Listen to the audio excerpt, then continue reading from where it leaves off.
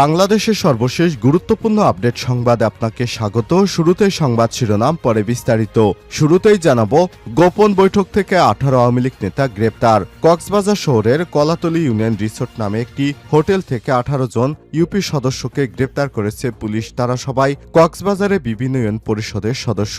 জানা যায়, রাতে তারা রিসোর্টের সম্মেলন কক্ষে রাষ্ট্র সংস্কার, গণতন্ত্র প্রতিষ্ঠা ও স্থানীয় উন্নয়নে তৃণমূল জনপ্রতিনিধিদের করণীয় শীর্ষক মতবিনিময় সভার আয়োজন করে বাংলাদেশ ইউনিয়ন সদস্য সংস্থা বাইসস কক্সবাজার জেলা শাখা। সেখানে প্রায় 70 জন জনপ্রতিনিধি অংশ নেয়। এক পর্যায়ে পুলিশ ও বৈষম্য বিরোধী ছাত্র আন্দোলনের কর্মীরা তাদের ঘেরাও করে আটক করে। পরে পুলিশ 18 জনকে রেখে বাকিদের ছেড়ে দেয়।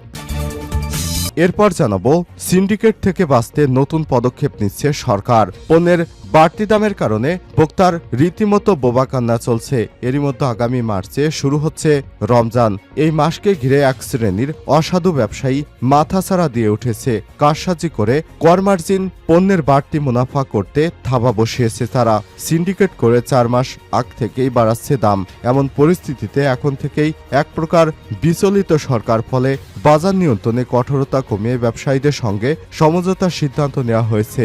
পাশাপাশি দেওয়া হয়েছে অডেল সুবিধা।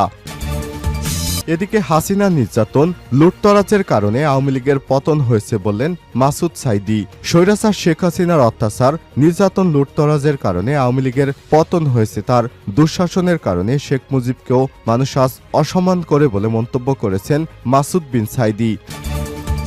জানাবো, তেল চুরির ঘটনায় হাবিলদার ও সিপাহী।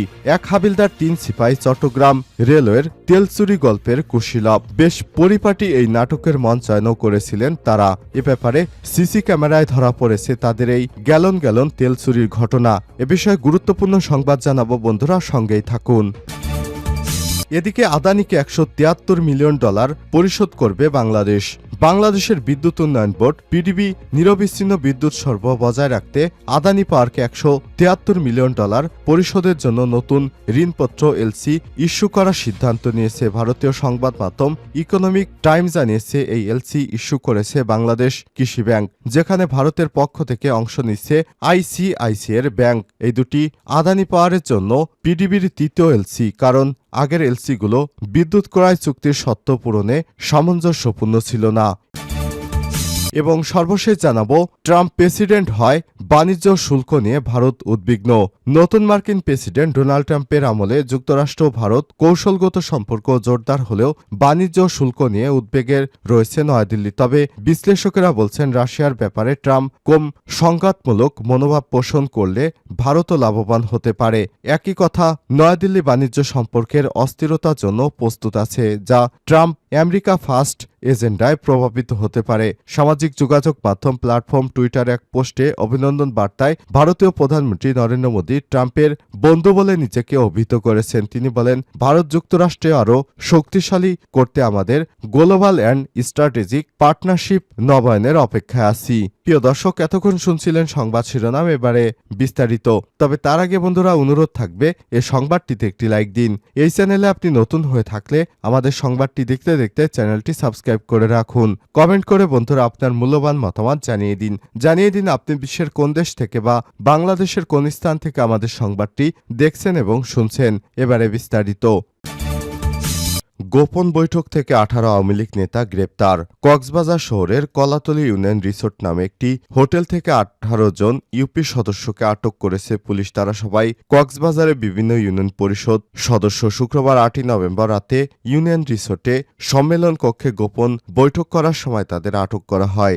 জানা যায়, শুক্রবার রাতে রিসোর্টের সম্মেলন কক্ষে রাষ্ট্র সংস্কার ও গণতন্ত্র প্রতিষ্ঠা ও স্থানীয় উন্নয়ন তৃণমূল জনপ্রতিনিধিদের করণীয় শীর্ষক মতবিনিময় সভার আয়োজন করে বাংলাদেশ ইউনিয়ন সদস্য সংস্থা বাইসস কক্সবাজার জেলা শাখা। সেখানে প্রায় 70 জন জনপ্রতিনিধি অংশ নেয়। এক পর্যায়ে পুলিশ ও বৈষম্য বিরোধী ছাত্র আন্দোলনের কর্মীরা তাদেরকে ঘেরাও করে আটকে দেয়। পরে পুলিশ 18 জনকে আটক করে বাকিদের ছেড়ে দেয়। এ বিষয়ে কক্সবাজার সদর মডেল থানার ভারপ্রাপ্ত কর্মকর্তা ওসি ফয়জুল আজিম নোমান বলেন, আওয়ামী লীগ সমর্থিত ইউপি সদস্যরা ইউনিয়ন রিসোর্টে গোপনে বৈঠক করেছে, এমন তথ্যের ভিত্তিতে অভিযান পরিচালনা করা হয়। এখানে অনেক ইউপি সদস্য আছেন যাদের বিরুদ্ধে মামলা আছে। তাদের গ্রেপ্তার করা হবে এবং যাদের বিরুদ্ধে মামলা নেই তাদের ছেড়ে দেওয়া হবে। এদিকে ইউনি রিসোর্টে সংবাদ সংগ্রহ করতে গেলে সাংবাদিকদের উপর হামলা চালায় বৈষম্যবিরোধী ছাত্র আন্দোলন নামধারী একদল তরুণ। তারা সাংবাদিকদের মারধর ও ক্যামেরায় আঘাত করে। সিন্ডিকেট থেকে বাঁচতে নতুন পদক্ষেপ নিচ্ছে সরকার। পণ্যের বাড়তি দামের কারণে ভোক্তা রীতিমতো বোবা কান্না চলছে। এরই মধ্যে আগামী মার্চে শুরু হচ্ছে রমজান, আর এই মাসকে ঘিরে এক শ্রেণীর অসাধু ব্যবসায়ী মাথাচাড়া দিয়ে উঠেছে। কারসাজি করে রমজান নির্ভর পণ্যের বাড়তি মুনাফা করতে থাবা বসিয়েছে। সিন্ডিকেট করে 4 মাস আগে থেকেই বাড়াচ্ছে দাম। এমন পরিস্থিতিতে এখন থেকেই এক প্রকার বিচলিত সরকার। ফলে বাজার নিয়ন্ত্রণে কঠোরতা কমিয়ে ব্যবসায়ীদের সঙ্গে সমঝোতার সিদ্ধান্ত নেওয়া হয়েছে। পাশাপাশি দেওয়া হয়েছে অডেল সুবিধা। সম্প্রতি এ নিয়ে সরকারের নীতি নির্ধারক পর্যায়ে এক বৈঠক হয়েছে। বৈঠক সূত্র থেকে সব তথ্য জানা গেছে। সূত্র জানায়, এবারের সরকারের অরাজনৈতিক সরকার, স্বল্প পরিসরে উপদেষ্টা দিয়ে দেশ পরিচালনা করা হচ্ছে। এতে সিন্ডিকেট আরও বেপরোয়া হয়ে উঠেছে। ধারণা করা হচ্ছে বাজার রোজার পণ্যের দাম আরও বাড়বে। তাই পণ্যের দাম কমাতে সরকার কঠোর অবস্থান এর দিকে না গিয়ে ব্যবসায়ীদের সঙ্গে সমঝোতার দিকে হাঁটছে। বাজার তদারকিতে হুমকি ধামকি আইন শৃঙ্খলা বাহিনী দিয়ে বাজার মনিটরিংয়ে এক প্রকার পিছু হটার সিদ্ধান্ত নেওয়া হয়েছে। বড় কয়েক আমদানিকারকের সঙ্গে আলোচনা সাপেক্ষে বাজার নিয়ন্ত্রণে চেষ্টা চালানোর সিদ্ধান্ত নেওয়া হয়েছে। এই 3টি কাজ করতে গিয়ে নীতি নির্ধারকরা দেখবেন বাজারে পণ্যের দাম যৌক্তিক নাকি অযৌক্তিক পর্যায়ে আছে। পাশাপাশি বাজারে হস্তক্ষেপ করা দরকার আছে কিনা তা বিশ্লেষণ করে বের করবেন। এতেও যদি পরিস্থিতি স্বাভাবিক না হয় তাহলে কঠোর অবস্থানে গিয়ে বাজার নিয়ন্ত্রণ করার চেষ্টা করা হবে।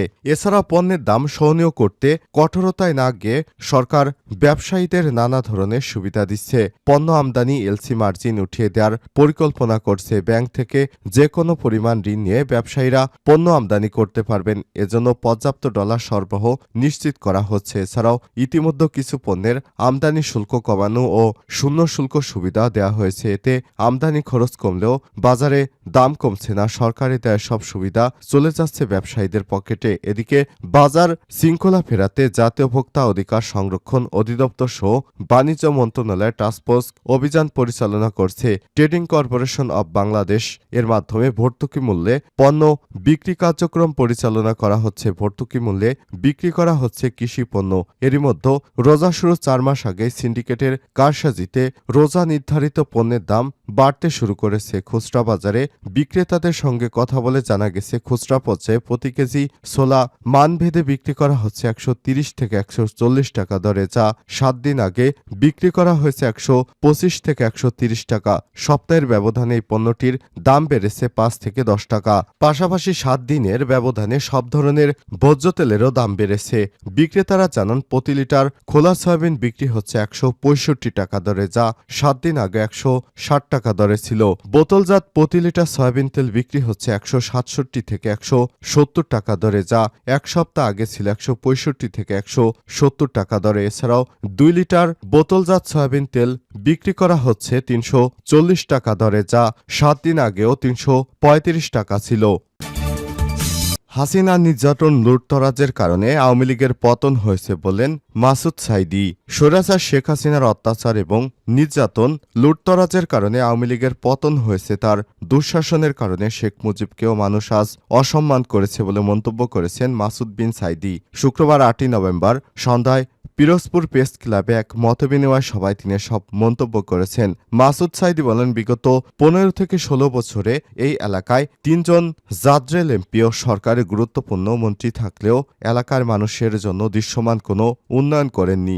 বিগত দিনে পিরোজপুরে যা কিছু উন্নয়ন হয়েছিল তা আল্লামা দেলোয়ার হোসেন সাঈদীর সময় হয়েছে। এ সময় তিনি বলেন, আগামী নির্বাচনে যদি আমি সংসদ সদস্য নির্বাচিত হতে পারি তবে প্রশাসনের তোষামোদী না করে জনগণের এবং সাংবাদিকদের সঙ্গে সমন্বয় করে সবার সহযোগিতা নিয়ে আগামী প্রজন্মের জন্য বসবাসযোগ্য সুন্দর পিরোজপুর গড়ে তুলতে চাই। প্রেস ক্লাবের সভাপতি রেজাউল ইসলাম শামীমের সভাপতিত্বে এ সময় উপস্থিত ছিলেন প্রেস ক্লাবের সাধারণ সম্পাদক এস.এম. তানভীর আহমেদ, বিভিন্ন প্রিন্ট ও ইলেকট্রনিক্স মিডিয়ায় কর্মরত সাংবাদিক, ছাত্র শিবিরের জেলা সভাপতি মেহেদী হাসান প্রমুখ।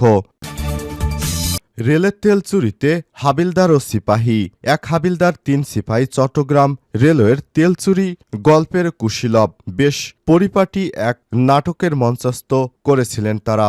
বিধিবাম সিসি ক্যামেরায় খেলেন ধরা। সেদিন ছিল ২৬ অক্টোবর।